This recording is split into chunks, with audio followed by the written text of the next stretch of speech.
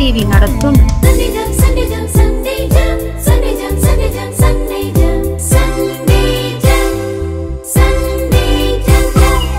என்ன படிக்கிறோம் என்று தெரியாமல் உங்கள் பிள்ளைகள் ஞாயிறு பள்ளி போகிறார்களா? கவலைப்படுகிறீர்களா? உங்களை போன்ற பெற்றோர்களுக்கான சிறப்பு நிகழ்ச்சிதான்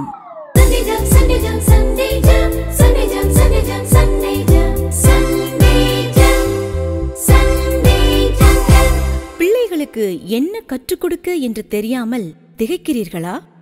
உங்களை போன்ற ஞாயிறு பள்ளி ஆசிரியர்களுக்கு உதவத்தான்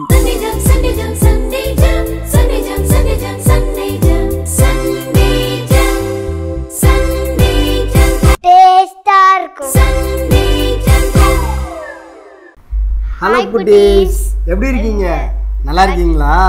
இன்னைக்கு நானும் குளோரிந்தாக்காவும் உங்களுக்கு எல்லா இதையும் தொகுத்து வழங்குறதுக்காக வந்திருக்கிறோம். சரியா இக்கா? இப்போ நம்ம ஃபஸ்ட்டு என்ன பண்ணணும்? ஃபஸ்ட்டு எப்போவுமே ஸ்டார்ட் பண்ணும்போது ஜோம் பண்ணி தான் ஆரம்பிக்கணும். சரி, ஜோம் பண்ணணும். சரி, ஜோம் பண்ணும்போது என்ன பண்ணணும்? ஜோம் பண்ணும்போது கண்ணை மூடி கையை கூப்பி நேர் முழங்கால நிற்கணும். ரைட், அக்கா சொன்னது கரெக்டா? எல்லாரும் கண்ணை மூடுங்க, கையை கூப்பிக்கோங்க, நேர் முழங்காலில் நில்லுங்க. அண்ணன் சொல்ல சொல்ல அக்கா சொல்லுவாங்க, அதை கேட்டு நீங்கள் சொல்லணும். சரியா? ஓகே. அன்புள்ள ஏசப்பா, அன்புள்ள ஏசப்பா, இந்த ஞாயிற்றுக்கிழமையில சாயங்கால வேளையில நாங்கள் இந்த சண்டே ஜாம் நிகழ்ச்சியை பார்க்கறதுக்கு அமர்ந்திருக்கிறோம். நீங்கள் எங்கள் கூட பேசுங்க. அண்ணன்மார் சொல்லித்தர்ற பாட்டு, கதை, வசனம் எல்லாமே எங்கள் வாழ்க்கைக்கு பிரயோஜனமா இருக்கட்டும். இயேசு கிறிஸ்துவின் மூலம் ஜெபம் கேளும் நல்ல பிதாவே. ஆமென். ஆமென். Right, okay. இப்போ நம்ம ஃபர்ஸ்ட் என்ன பார்க்க போறோம்? நம்ம வந்துட்டு பாட்டு பார்க்க போறோம். பாட்டு பார்க்க போறோம்னே அக்காவுக்கு டான்ஸ் வருது பாத்தீங்களா? பாட்டு எல்லாருக்கும் பிடிக்கும்ல, ஆக்ஷனோட சொல்லி தருவாங்க நம்ம அண்ணன்மார். அப்படித்தானே? அண்ணன் யாரெல்லாம் சொல்லி தருவா? பிராங்க்லின் அண்ணனும் வசந்த் அண்ணனும் பிராங்க்லின் அண்ணனும் பாட்டை டான்ஸோட சொல்லி தருவாங்க. வசந்த் அண்ணன் பிராங்க்லின் அண்ணன் கூப்பிடுமாக்கா? வாங்க பிராங்க்லின் அண்ணன், வசந்த் அண்ணன் வாங்க.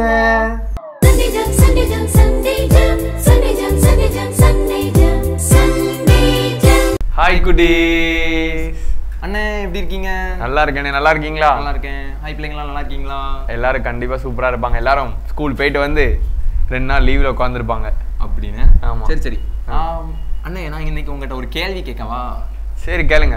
கேட்கவா? கேளுங்க அண்ணே. அதாவது நீங்க ஸ்கூல்ல எக்ஸாம்லாம் எழுதிருக்கீங்களா? ஆமா, ஸ்கூல்ல எழுதிருக்கேன், காலேஜ்லயும் எழுதிட்டு இருக்கேன். நீங்களே எழுதிருப்பீங்களா பிள்ளைங்களா? எழுதிருப்பீங்கல்ல? ஆமா.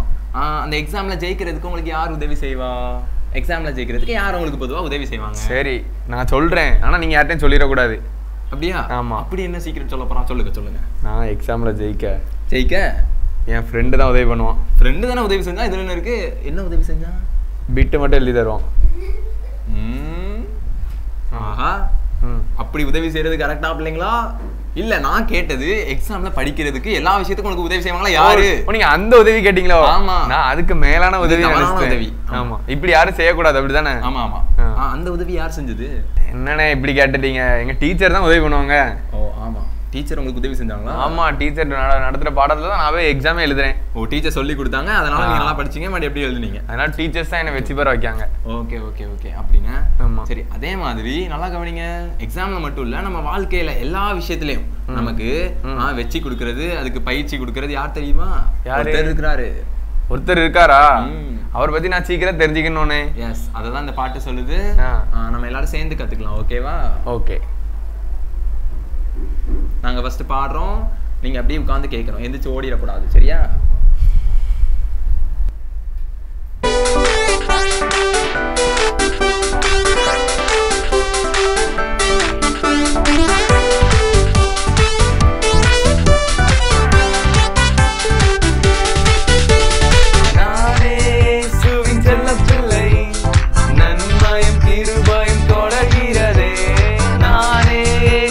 செல்ல பிள்ளை, நன்மையும் கிருபையும் தொடர்கிறதே.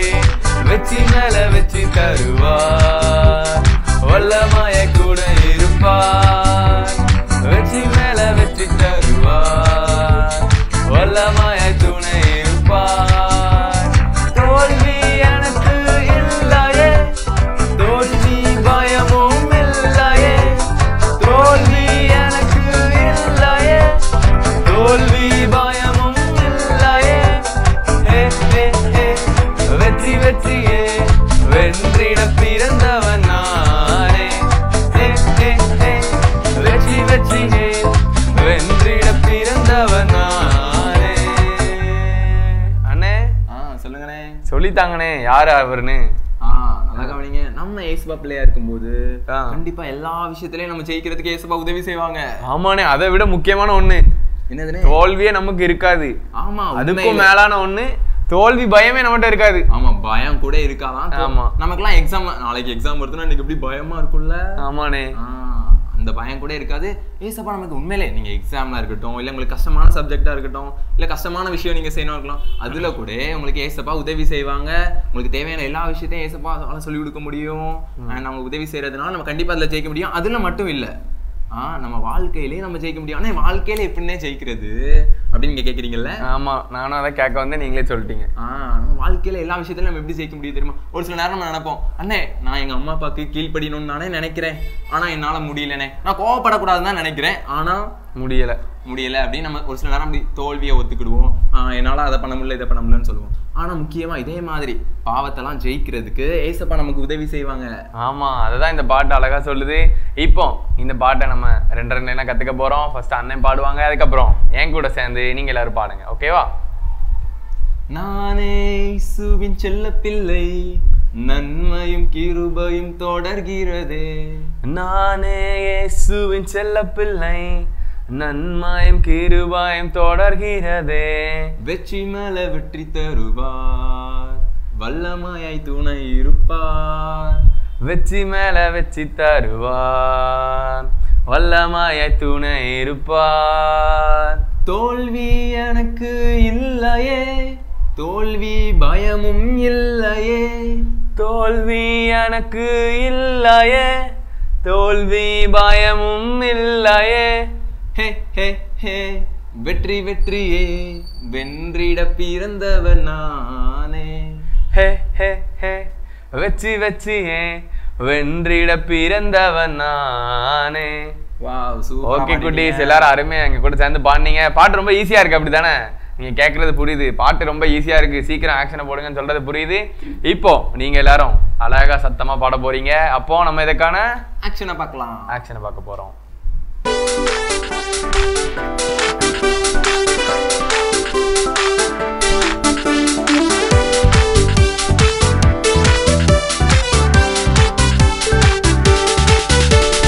நானே இயேசுவின் செல்ல பிள்ளை, நன்மையும் கிருபையும் தொடர்கிறதே. நானே இயேசுவின் செல்ல பிள்ளை, நன்மையும் கிருபையும் தொடர்கிறதே. வெற்றி மேல வெற்றி தருவார், வல்லமைய துணை இருப்பார். வெற்றி மேல வெற்றி தருவார், வல்லமைய துணை இருப்பார்.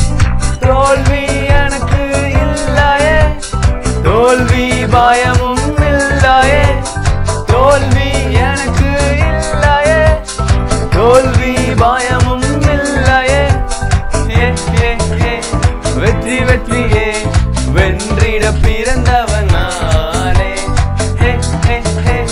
வெற்றி வெற்றியே, வென்றிட பிறந்தவன் நானே. அண்ணே, எல்லாரும் பாடினதை பார்த்தா சீக்கிரம் எங்களை ஆக்ஷன் பண்ண விடுங்கன்னு சொல்ற மாதிரி எல்லாரும் பாடுறாங்க. சூப்பரா அழகா பாடிட்டீங்க, நீங்களும் பாடி ஜெயிச்சிட்டீங்க. ஆமா, அதனால ரொம்ப ஈஸியான பாட்டு தான். இப்போ இதுக்கு நம்ம எல்லாரும் சேர்ந்து ஆக்ஷன் பண்ணிடலாம். அப்படியே எழுப்பிக்கோங்க.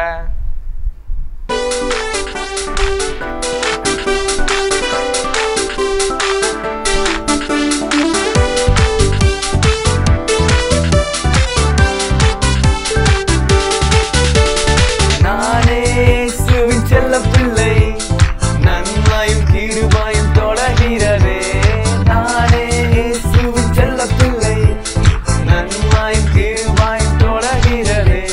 வெற்றி மேல வெற்றி தருவார், வல்லமைய துணை இருப்பார்.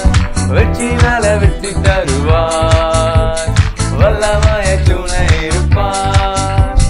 தோல்வி எனக்கு இல்லையே, தோல்வி பயமும் இல்லையே. தோல்வி எனக்கு இல்லையே, தோல்வி பயமும் இல்லையே. வெற்றி வெற்றியே, வென்றிட பிறந்தவன் நானே. வெற்றி வெற்றியே, வென்றிட பிறந்தவன் நானே. வாவ் குட்டி, சூப்பரா அழகா ஆக்ஷன் பண்ணிட்டாங்க. அண்ணே பாத்தீங்களா? பார்த்தேன் ரொம்ப அருமையா ஆக்ஷன் பண்ணிட்டாங்க. சூப்பரா அழகா ஆக்ஷன் பண்ணீங்க, பாடிக்கிட்டே ஆக்ஷன் பண்ணீங்க. ஓகே குட்டீஸ், அதே மாதிரி இந்த பாட்டு சொல்லி தந்ததை என்ன பண்ணக்கூடாது, மறக்கக்கூடாது. இந்த ஆக்ஷனை இங்கேயே போட்டுட்டு வெளியே என்ன செய்யக்கூடாது, விட்டுட்டு போயிடக்கூடாது. சரியா? மறக்காம என்ன பண்ணணும், ஏசப்பாக்கு முதலிடம் கொடுக்கணும். ஏசப்பா தான் நம்ம வாழ்க்கையில் என்ன தருவாங்க, வெற்றி தருவாங்க.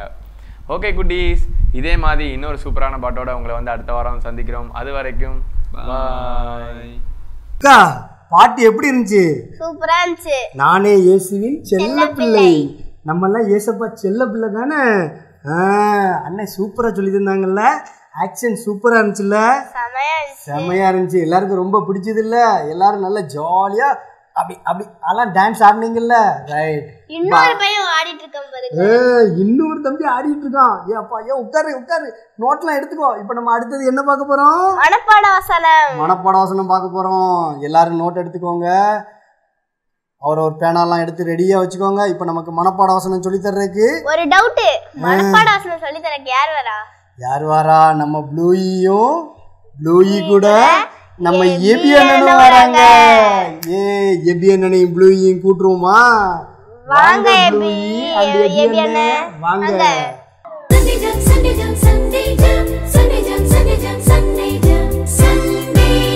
ஹலோ குட்டீஸ், எல்லாரும் எப்படி இருக்கீங்க? அண்ணே வணக்கம். நல்லா இருக்கீங்களா? நல்லா இருக்கேன். இன்னைக்கு நம்ம என்ன சொல்லி கொடுக்க போறோம்? வசனமா சொல்லி கொடுக்க போறோம். அண்ணே நீங்களும் நானும் சேம். அண்ணே சூப்பர் ஹை-ஃபை. அண்ணே சாக்லேட் கொடுக்கணும் பிறகு, சரியா? சரி அண்ணே, வசனம் நீங்க சொல்லி கொடுக்கீங்களா நான் சொல்லி கொடுக்கட்டா? நான் சொல்றேன், பின்னாடி நீ சொல்லு. சரிண்ணே, அப்போ அப்படி செய்வோம். நீங்க நல்லா சொல்லிதாங்க. நீங்க சொல்றத கேட்டு நான் இவங்களுக்கு சொல்றேன், அப்பதான் இவங்களுக்கு புரியும். ஓகே. நான் சொல்லி கொடுத்தாதானே இவங்களுக்கு புரியும். ஆமா. இப்போ நான் வசனம் சொல்லி தரேன், என்ன உங்களுக்கு சொல்லுவோமா? சொல்லுங்கண்ணே. தேவரீர் சகலத்தையும் செய்ய நீர் வல்லவர். நீர் செய்ய நினைத்தது தடைபடாது என்பதை அறிந்திருக்கிறேன். யோபு 42:2. சூப்பர். என்ன இன்னொருக்கு நீங்க சொல்லுங்க, நான் சொல்லி கொடுக்க. அப்புறம் அவங்கள சொல்லிடுவோமா? சொல்லித்தாங்க. தேவரீர் சகலத்தையும் செய்ய வல்லவர். நீர் செய்ய நினைத்தது தடைபடாது என்பதை அறிந்திருக்கிறேன். யோபு 42:2. சூப்பர். எல்லாரும் சூப்பரா படிச்சுட்டாங்க.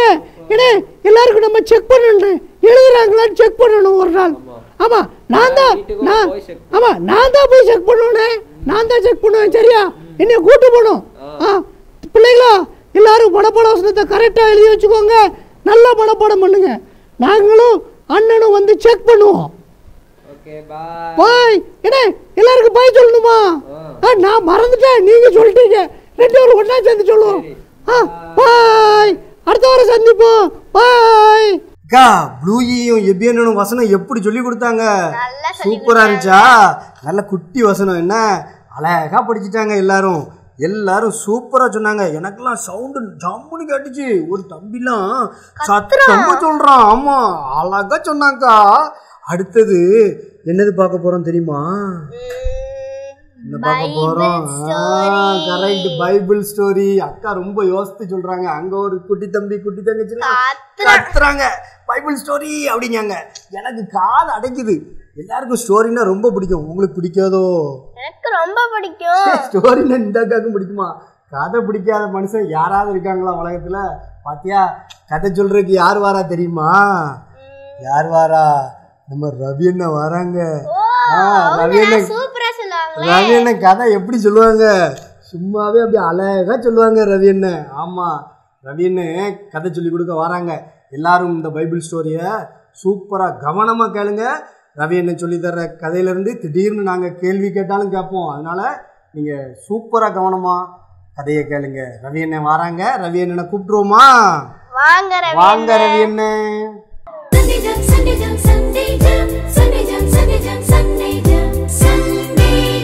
ஹலோ குட்டி பிள்ளை, எப்படி இருக்கீங்க?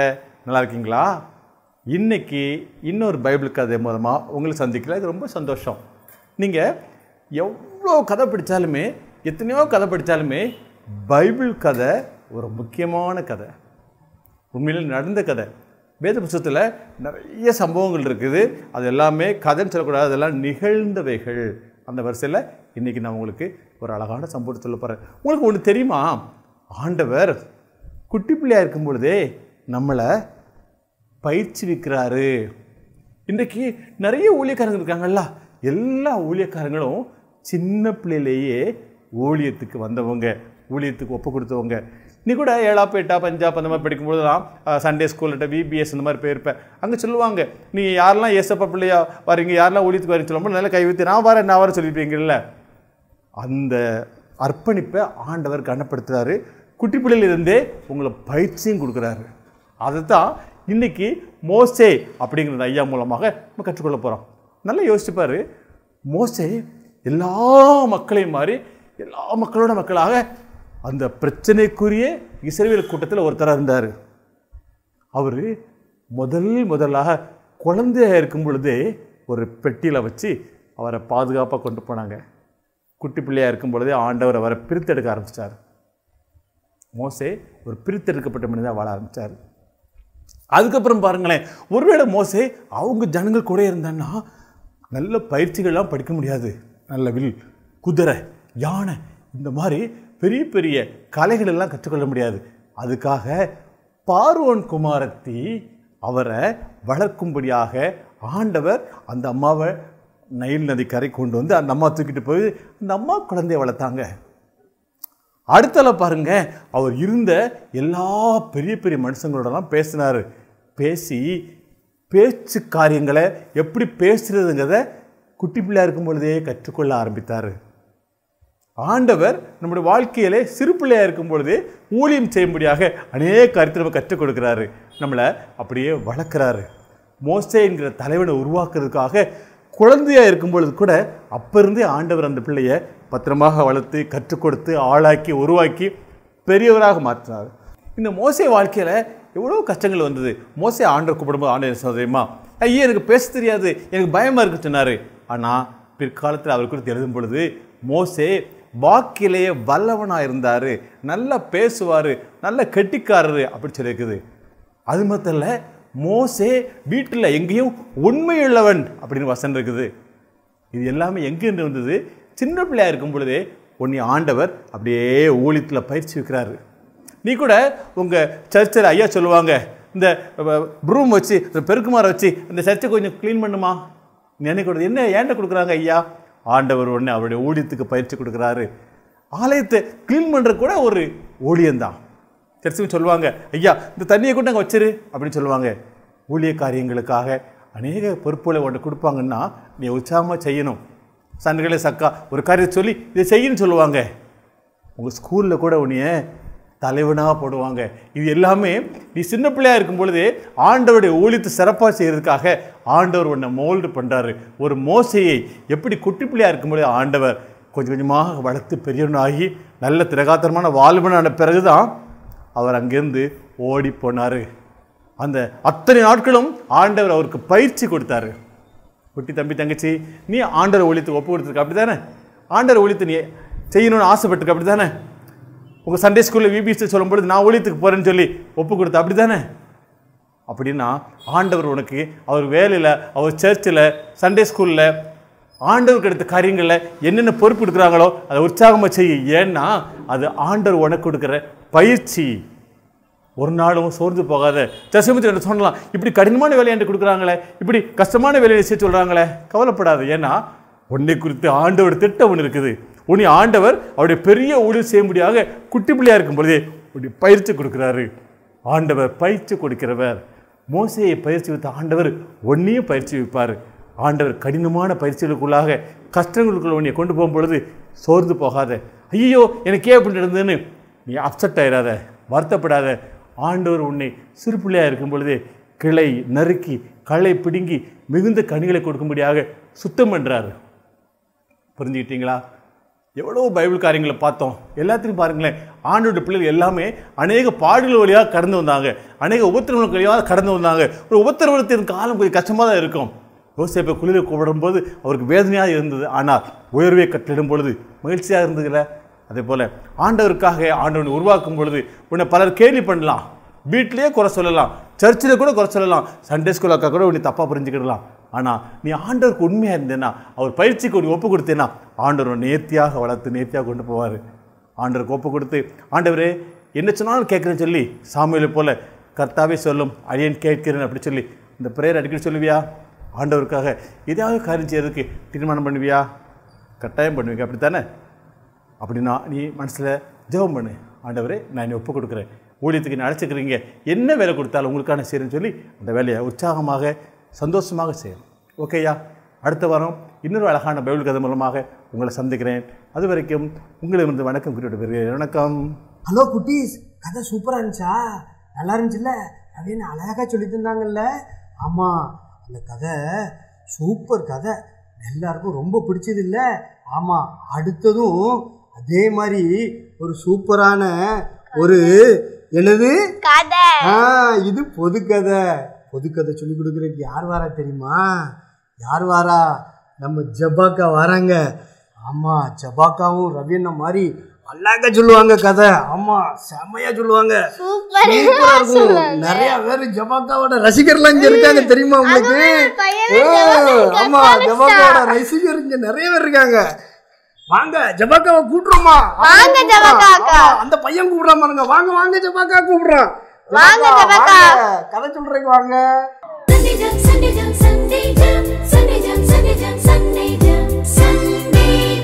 ஹாய் குட்டீஸ், எல்லாரும் எப்படி இருக்கீங்க? So okay, super. அக்காவும் நான் சூப்பராக இருக்கேன். ஓகேவா குட்டீஸ்? ஓகே, இன்னைக்கு கதை கேட்கலாமா? யாருக்கெல்லாம் கதை கேட்க ரொம்ப பிடிக்கும்? எனக்கும் ரொம்ப பிடிக்கும். ஓகேவா? சரி, ஓகே. நம்ம இப்போ இந்த கதையில் வந்து ஒரு அண்ணனை பற்றி பார்க்க போகிறோம். சரியா? அந்த அண்ணன் பேர் என்னென்னா ஜோயல். என்ன பேர் அக்கா மட்டும் சொல்லட்டுமா? அந்த அண்ணன் பேர் என்னென்னா ஜோயல். சரியா? அந்த அண்ணனுக்கு 13 வயசு ஆகுது. 13 வயசு நீங்கள் எத்தனை ஸ்டாண்டர்ட் படிப்பீங்க? 8th படிப்பீங்க, அப்படி தானே? 8th உங்களுக்கு ரொம்ப சின்ன பசங்க தானே. உங்களுக்கு யாராவது கொண்டு தனியாக கூட்டு போனால் பயப்படுவீங்களா? தனியாக கூட்டு போனால் நீங்கள் தைரியமாக இருப்பீங்களா? இருக்க மாட்டீங்க, அப்படி தானே? அந்த அண்ணனோட ஊர் வந்து என்னன்னா அயர்லாந்து. சரியா? ஊர் என்னது? அயர்லாந்து. கரெக்ட். சரியா?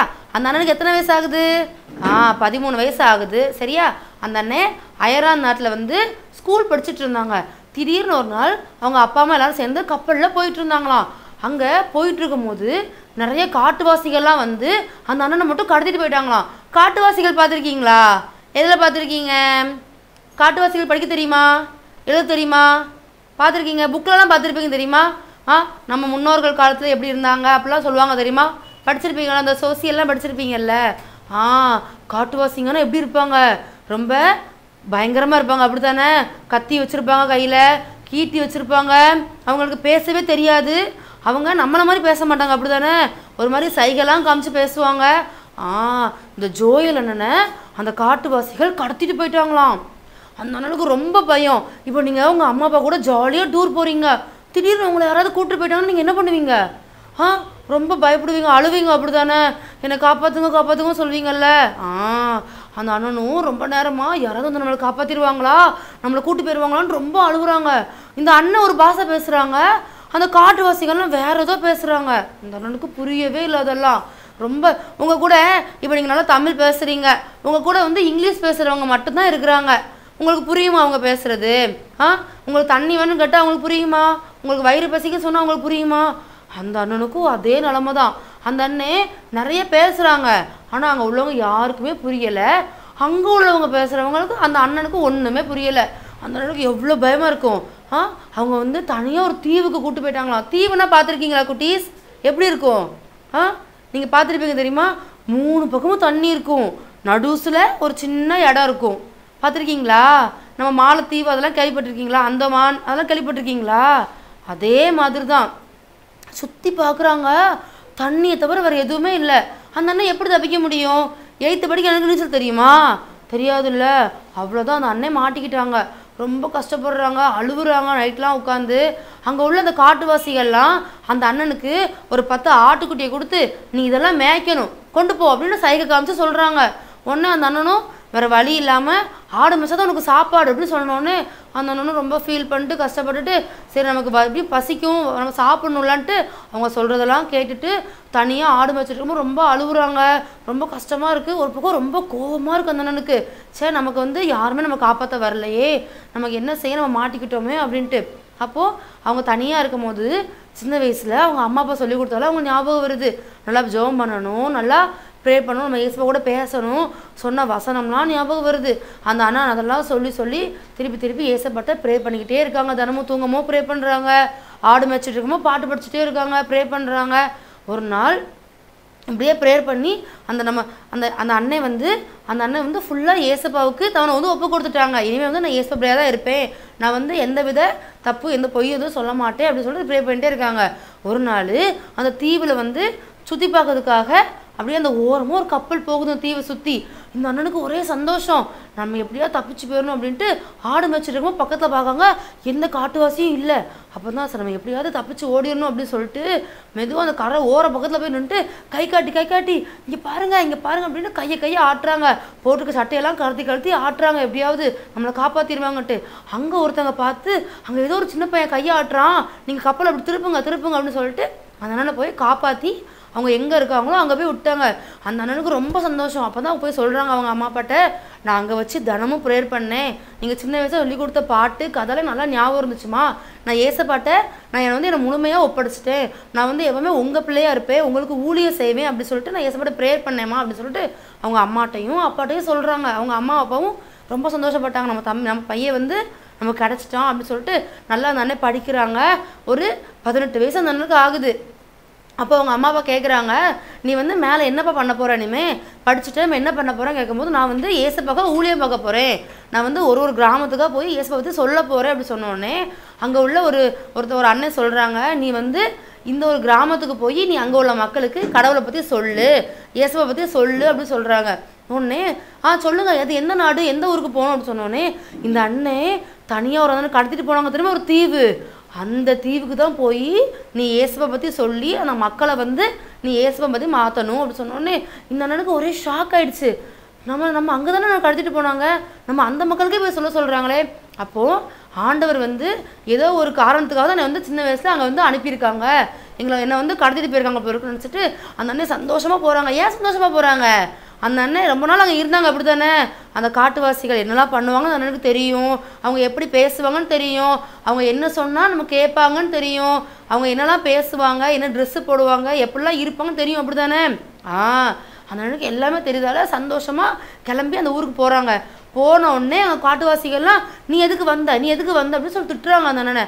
நான் வந்து உண்மையான கடவுளை பற்றி சொல்ல வந்திருக்கேன், ஏசப்பா தான் உண்மையான கடவுள், நீங்கள் வந்து ஏற்றுக்கோங்க அப்படின்னு சொன்னோன்னே அங்கே உள்ள எல்லோரும் திட்டுறாங்க, அடிக்கிறாங்க.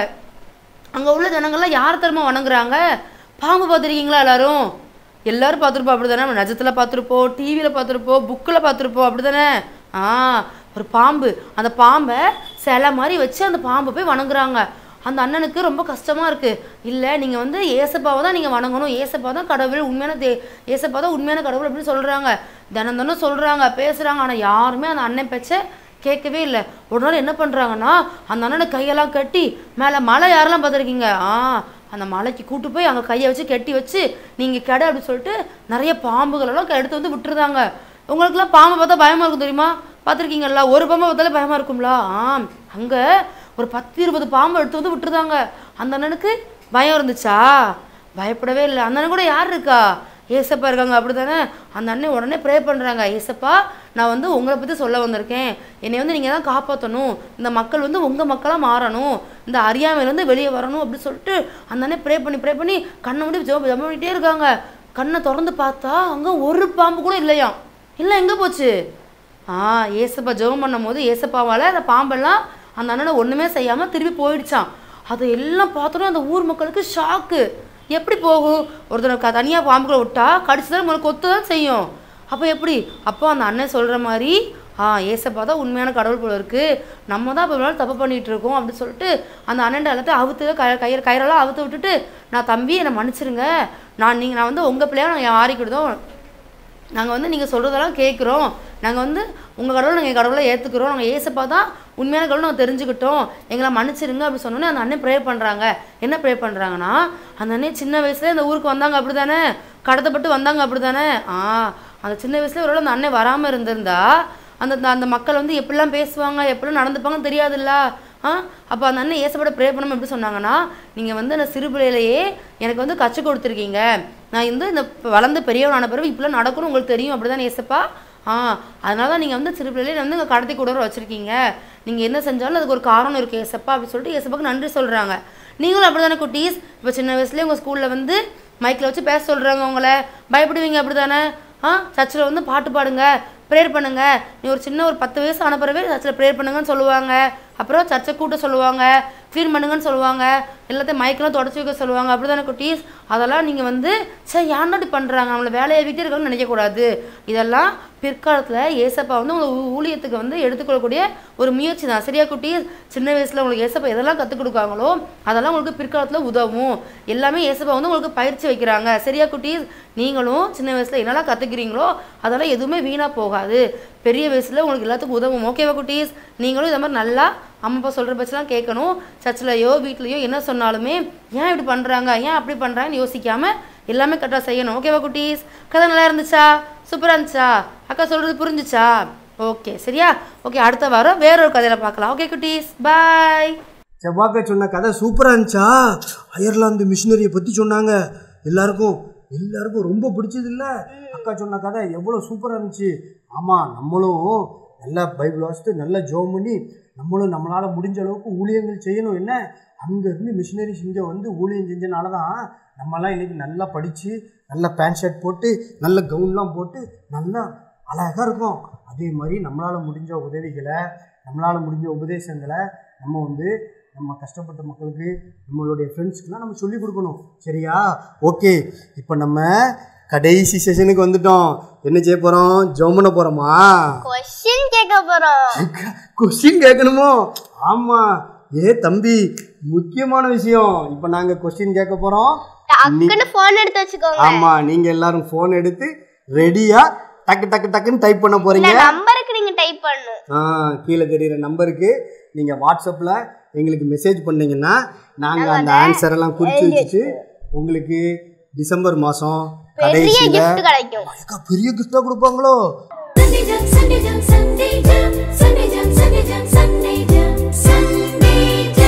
ரெடி. இப்போ நாங்கள் கேள்வி கேட்க போகிறோம். சரியா? மோசே அண்ணன் இருக்காங்கல்ல, அந்த மோசேயை குழந்தையா எத்தனை மாதம் மறைச்சி வச்சுருந்தாங்க? மோசே குழந்தையாக எத்தனை மாதங்கள் மறைத்து வைத்திருந்தனர்? இதுதான் கேள்வி. சரியா? எத்தனை மாதங்கிறத கரெக்டா டைப் பண்ணுங்க. டக்குன்னு டைப் பண்ணிட்டீங்கன்னா நாங்களும் டக்குன்னு நோட் பண்ணிவிட்டு எல்லார் பேரையும் என்ட்ரி போட்டு வச்சுக்கிடுவோம்.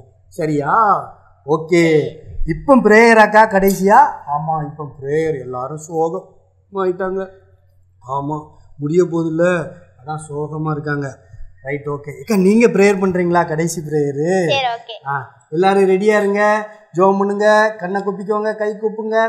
ஆமாம், முட்டங்கால் போடுங்க. ரைட், அக்கா ப்ரேயர் பண்ணுவாங்க, நம்ம வந்து எல்லாரும் கூட சேர்ந்து ஜெபம் பண்ணுவோம். என்ன, கண்ணை முடிக்கோ. அன்புள்ள ஏசப்பா, அன்புள்ள ஏசப்பா, இந்த நாளை தந்ததற்காக நன்றி. இன்னைக்கு நாங்க கேட்ட பாடல் வசனம் கதை எல்லாமே எங்க மனசுல பதிய உதவி செய்யுங்க. நாங்க அதன்படி நடக்க உதவி செய்யுங்க. இது எங்களுக்கு பிரயோஜனமாக இருக்கணும். நாங்க அதுபடி வாழ்க்கை முழுக்க நடக்க எங்களுக்கு உதவி செய்யுங்க. இயேசுவின் மூலம் ஜெபிக்கிறோம் நல்ல பிதாவே. ஆமென். ஆமென். இன்னொரு வாரம் நாங்க உங்களை சந்திக்கிறோம். அது வரைக்கும் உங்களிடம் விடை பெறுவது கிறிஸ்டோபர் அண்ணன். பாய். பெண்ணின் அடையாளம், பாரம்பரியத்தின் பெருமிதம், இயற்கை வண்ணப்பட்டுகள், மின்னும் பல வண்ணங்கள், நெஞ்சை அள்ளும் பட்டு ஆடைகள், பட்டு ஆடை ஒவ்வொன்றுக்கும் பல கதைகள். ஆடை மழையிலே மனமாடி மகிழுதே செல்வராணி பட்டின் தனித்துவமே. மங்களம் தங்குமே மனமகிழ்ச்சி பொங்குமே என்றும் இல்லத்தின் சந்தோஷமே.